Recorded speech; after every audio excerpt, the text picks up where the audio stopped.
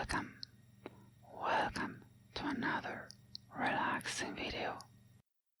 Today I'd like to do something different from the usual. Instead of playing a game, I'd like to go through some recent gaming news and share some of my thoughts, or more likely, just ramble about them.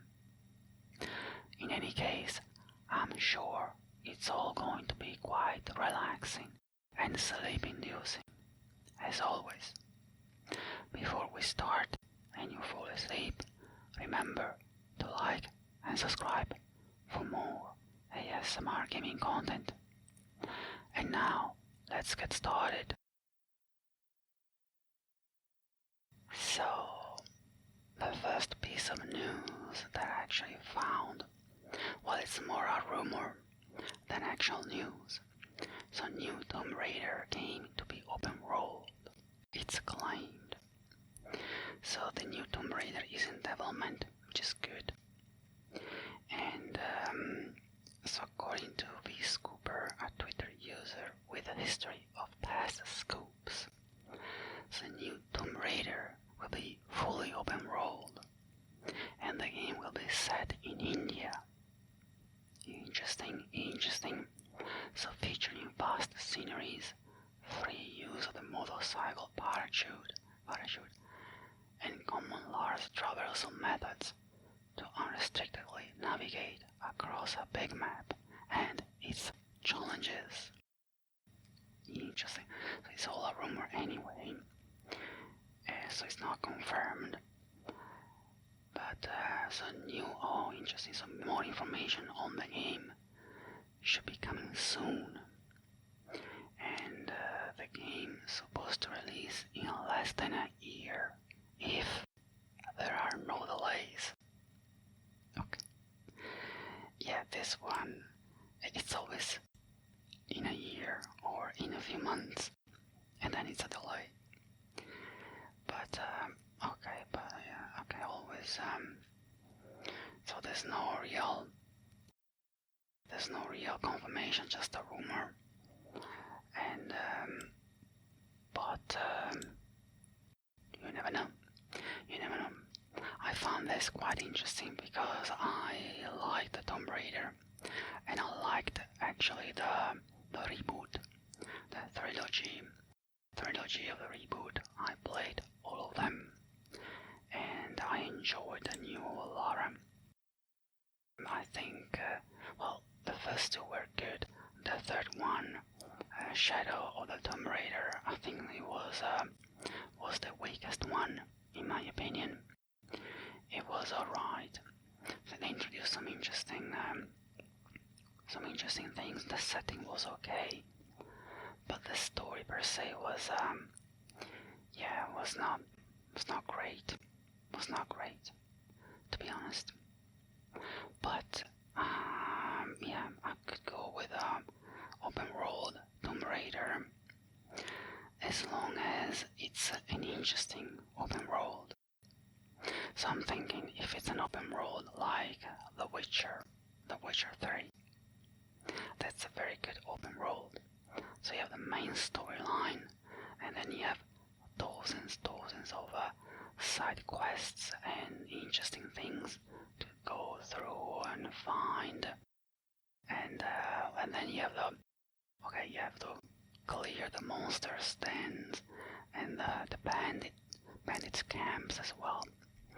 So if they do something like that, it's going to be good, or at least it would be interesting for me, especially if they put the tombs. I think it's one of the nice things that I found in all three actually.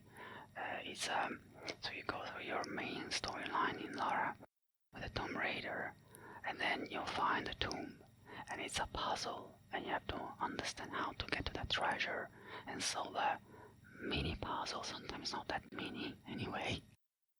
So I found those challenges quite interesting. So if you put those things, so puzzles here and there, some side quests, and the main storyline, of course, then I think an open world Tomb Raider is going to be good, or at least interesting for me. But sometimes they say open world. What they actually mean is that they have a big map and it's substantially empty. They just put collectibles here and there, you have to find them, and they call it a day. Basically, they call it open world. But that's just laziness, in my view. It's just being lazy. In that case, I just prefer, very strict and on-rail storyline when you just move from one area to another. Maybe the area is okay, you can explore a bit the area, but it's not that big. And you go through your storyline, you find the collectibles in that small area if you want, and then you move on and forget about it. If you have to make it open world, you have to put a real effort, like, for example, The Witcher 3. In The Witcher 3, you want to go out, you want to explore, because you'll find a bandit camp, a monster den, or a side quest, a weird side quest. You will help people. You will engage with the villages, with the environment. You feel you are a Witcher.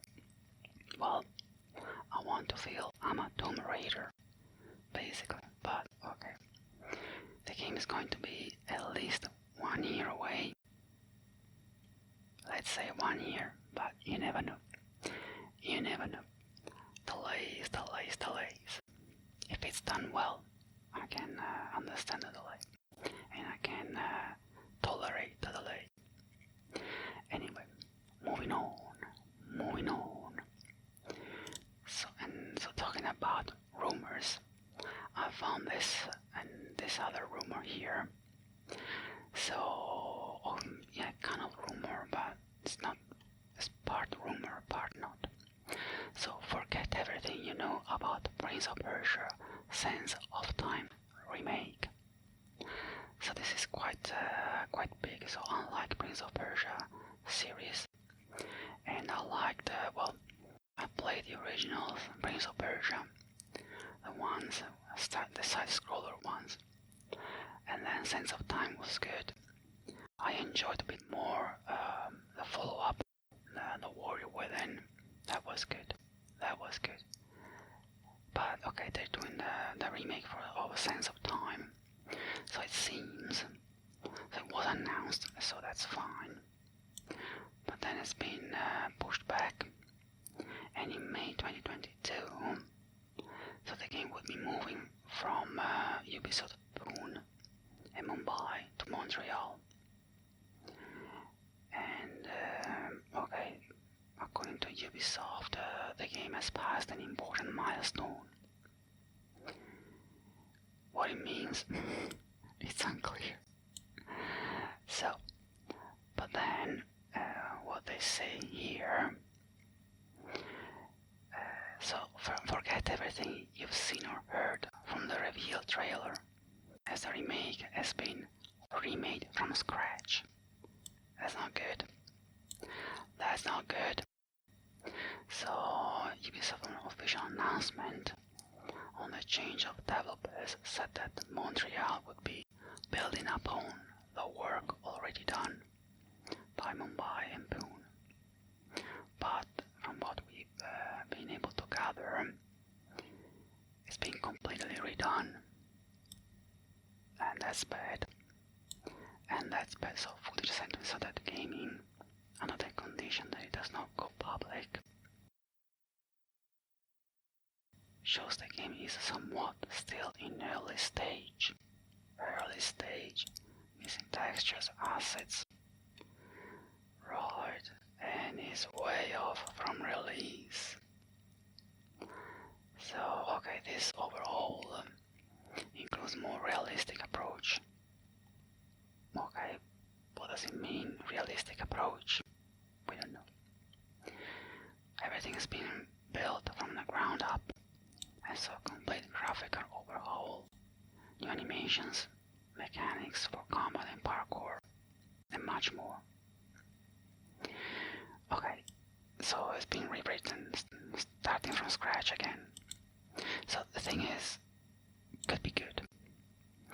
Again, I don't mind delays if a delayed game means a very good game, means they worked on it and they improved. If a delay is just because it's been in development hell, as they say, and the game is just a mashup of things, ideas, assets that kind of work, and because problems, yeah, no, that's not good. So, but it seems that for Prince of Persia, Sense of Time could be good. They're redoing it. Maybe they redo it better. So this means, I don't remember if there was a sort of a possible date, release date, but from the sounds of it, it's going to be, if we're lucky, end of 2025. I'd say 2026 at this point. And okay, so here several sources have suggested that the company could give a more prominent update on the project soon. Okay, so we might hear something soon. Maybe during Game Fest. Why not? But yeah, if it means that it's done better and it's a remake, a sort of enhanced remake with better graphics, better, well, as they say, better parkour and combat and stuff, then I think it's a good move. It's a good move. I enjoyed Prince of Persia. I enjoyed the whole series. I even played the latest, the last one that they made. Well, the latest actually is the platformer that seems it's quite good. But I didn't pick it up. But the latest that they made, or the last that they made, in 3D, not side-scroller platformer, it's the Prince of Persia 2008. Was it 2008? No, I don't think it's 2008. No. It's not that. Anyway, the one, it was a sort of a reboot kind of thing, and you play with a companion, and there are quite nice elements with your companion, and you use the companion to solve the platforming challenges and also fight the enemies. So it was quite interesting. But then, I'm not sure what was the year of that game. Maybe it was 2002. God, a life ago. Anyway, I liked that one, and I hoped, because the story ends, or the story ended in a sort of a cliffhanger kind of thing. But anyway, there was an element to continue the story, but they never did. So the Prince of Persia series died with that game, and I think it's kind of common knowledge that substantially Prince of Persia died, but Assassin's Creed kind of was born. If I'm correct, they were working on the next Prince of Persia game that then morphed into Assassin's Creed. I think the story is like that. So we lost a Prince of Persia, we gained an assassin. Moving on, I found this interesting article. It's a kind of editorial, so Fallout 5 needs to go back to basics. Ooh, what does it mean? Well, I went through the article, so substantially the main criticism by the author here is that the latest Starfield and Fallout 4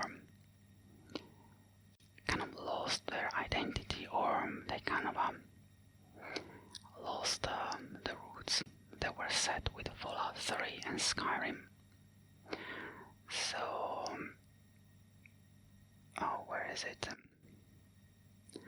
So basically, yeah, well, it's here. Didn't need building mechanics. So building mechanics in Fallout 4 and Starfield, so I played Fallout 4, but not Starfield. So the building mechanics is like, yeah, they're not great. And actually thinking about Fallout 4, it's true that the whole building your base kind of thing, yeah, I wasn't a big fan, and I found it like a gimmick that it was alright, it was there, but it was not the reason why I played Fallout 4. So yeah, I mean, so yeah, here it says both games feel unfocused and spread too thin. So Fallout 4 and Starfield. Like Bethesda had too many new ideas to introduce instead of updating the general formula and creating a world that felt daunting yet immersive. So yeah, this is the criticism. Starfield should have felt like an endless stream of planets to explore, but instead boils down to loading screen sim. Alright. Yeah, the loading screen and not an open universe to explore. It's a bit of a, okay, it was a bit of a letdown. But the thing is, yeah, Fallout 5 needs to be more of an RPG. Yeah, I kind of agree. I enjoyed Fallout 3, I enjoyed Skyrim, and they have very solid stories, and you like going through the world and explore the world. As I said earlier about The Witcher, you explore the world, you find something. You're not there because you want to build the base. You want to go out to be the protagonist of that world. You want to help people. You want to impact the environment. You want to impact the story or the many stories of the inhabitants of that area, of that region. So, and I think I agree with that. I agree with that. Fallout 4, yeah, it was not memorable. It was more Fallout 3 or Fallout New Vegas that have a very tight and interesting story. And in fact here, yeah, it quotes Baldur's Gate 3. So Baldur's Gate 3 is not an open world. It takes place in distinct zones with major locations and quest lines. They are memorable thanks to what you do in them, not because of how large or filled with content they might be. Or New Vegas, here it is.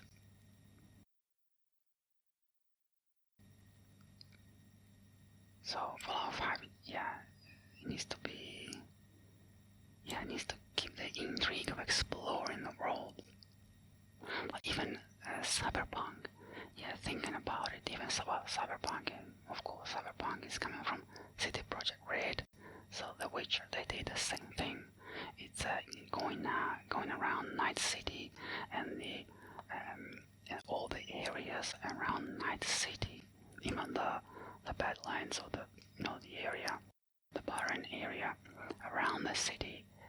It feels interesting. It feels like there's something happening, and you want to be part of it. You can be part of it.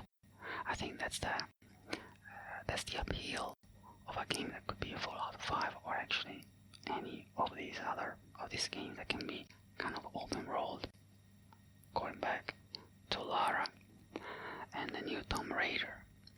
You don't want to play The Sims or something like that. I don't know. That's not the reason why I play Fallout 5 or when they make it. I want to be the protagonist and have an impact on the world.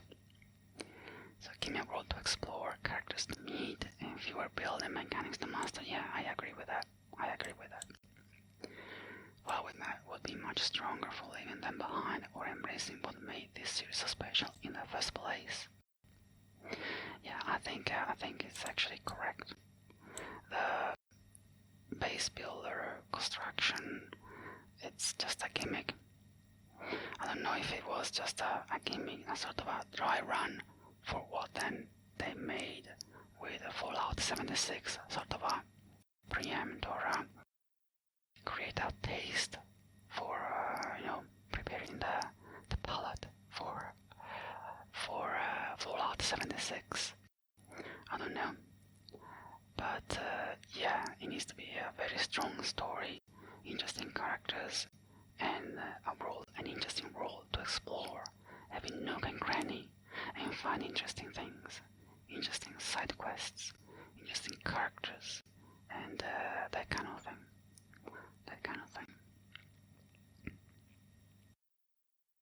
And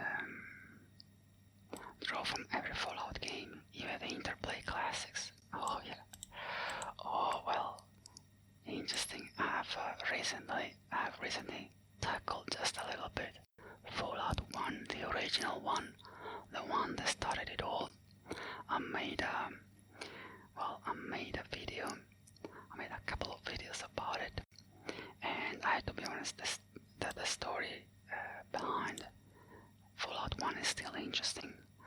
The interface and the way you interact with your character and with the environment is a bit awkward, of course. It's an old game, very, very old game, almost 30 years old.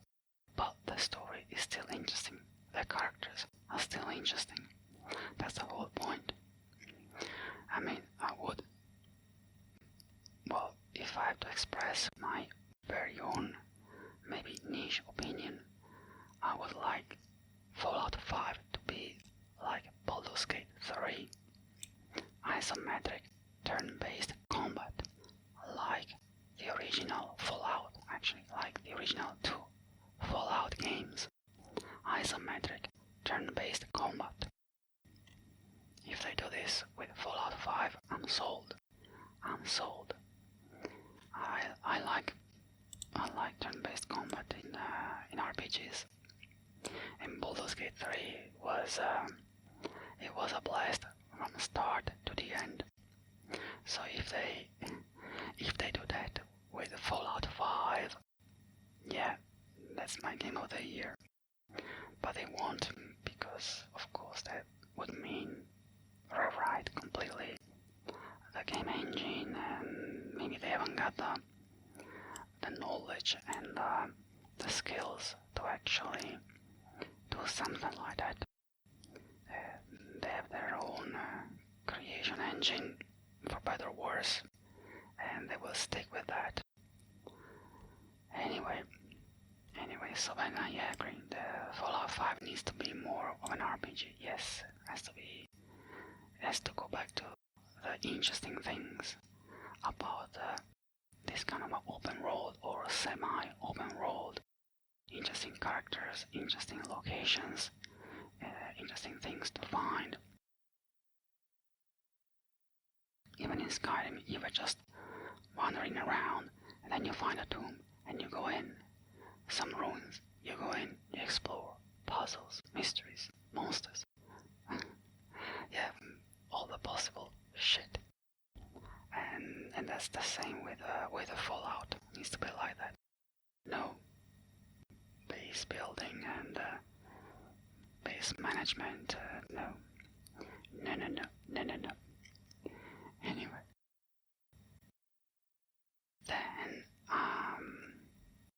another interesting article is actually an interview with with the developers of Baldur's Gate 3, Sven Vinke and Adam Smith. It's a rather long interview, so I won't go through everything, but I would like to kind of comment on a certain part that I lost it.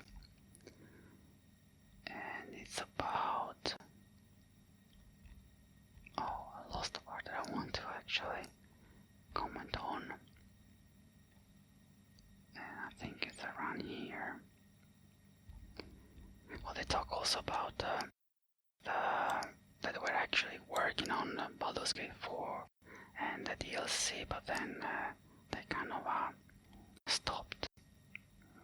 That's also interesting. So yes, so they're talking about the status of the gaming industry and the fact that there's too much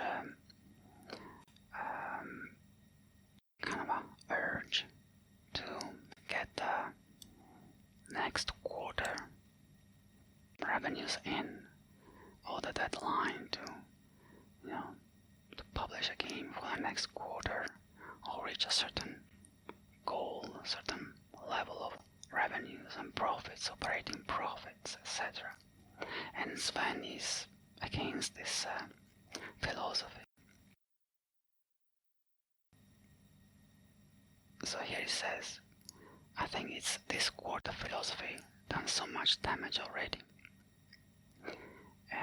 Yeah, it's true. It's true. There's still a lot of idealism, and there are certain parts that we could course correct. Okay, so he says that there's a light at the end of the tunnel. It doesn't always have to be about doubling or trebling the profit. That's the problem. So today you made 100. Tomorrow you're not making 110. You have to make 200. And then it's not 300, it's 400. That's the problem. Greed is the problem. Greed is not good. Definitely is not good for the gaming industry. And so what are the ways to correct the industry was the question. It starts by respecting the developer. It's a cliche, okay. So you see, shouldn't work like this. We need to double our profits. So we're going to add whatever microtransaction or milk it on iPad. So yeah, it should really be about answering the simple question: how do we best serve the content? In this case, the content is the games. So how do we make better games?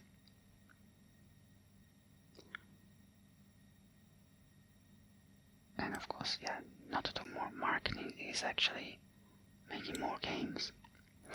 And then, so what else they're talking about here? Actually, yes, so this is also an interesting part that I was reading. So, yeah, does straightforward contact with players help maintaining that identity? So, who are you making games for? For the players. Interplay had this phrase, by gamers, for gamers. By the way, Interplay. So actually, I picked the articles a bit randomly, but in the end they ended up being sort of connected. Interplay is the original developer of Fallout 1. Not developer, the publisher of Fallout 1. So the original Fallout 1 and Fallout 2 were published under Interplay, and then the IP was bought by Bethesda. But yeah, they were saying by gamers for gamers. So, it's very likely that Fallout 1 wouldn't see the light of day in today's environment.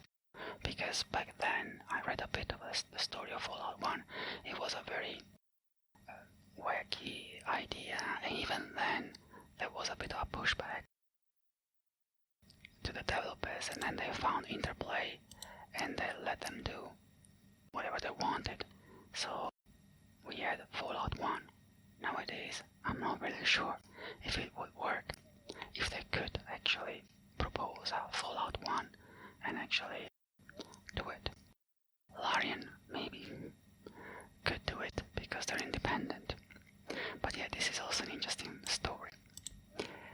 So this is a way to avoid a particular way of thinking. We see that there is a slot here in the revenue, so we have to make a game.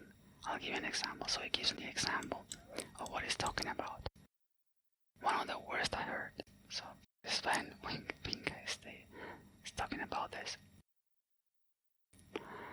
It was a fabrication of My Little Pony game.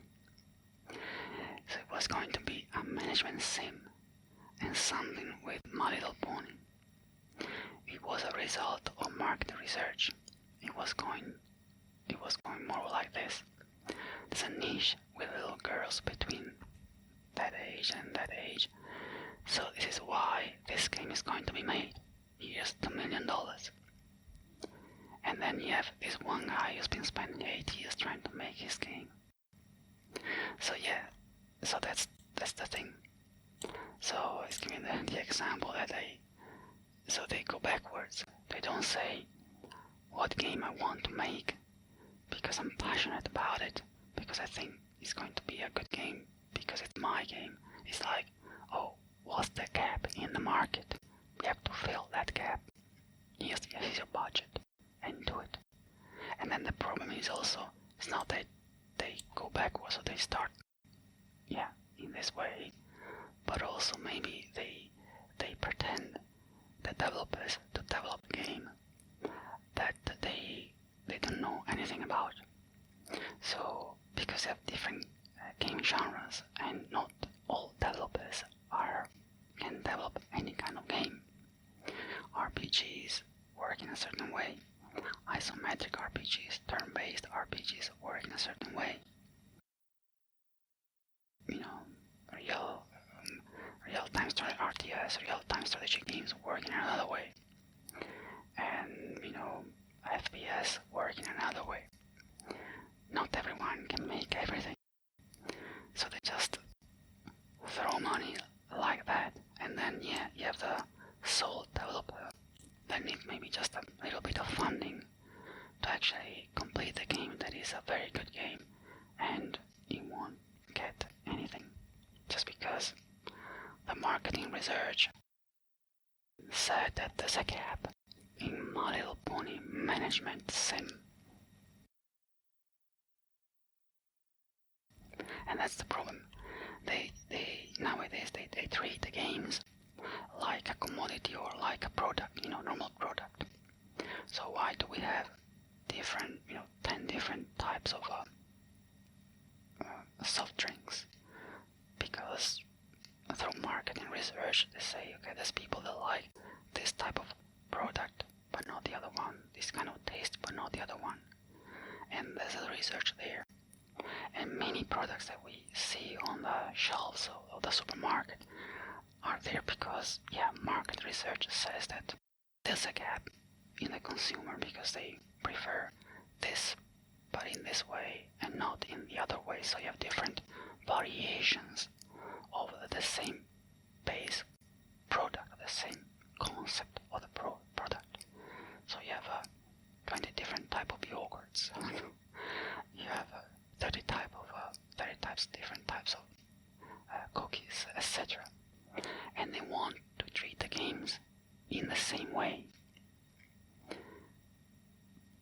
But it can't work. It can't work because games are an artistic expression from my point of view. And you can't make art through marketing or with market research. You can't say, really, you can't. So it's like, honestly, it's like you go to an artist. Let's make a very weird example. It's like going to, Picasso or Monet, one of the big artists, and say to them, well, there's a gap in the market for this type of paintings, and now you have to do it. Here's 1 million. Would you actually do that? Of course not. Now, games, okay, with all the due respect to the artist and the big artist that we all know, are anyway a form of artistic expression. So you can't really have a market research to tell you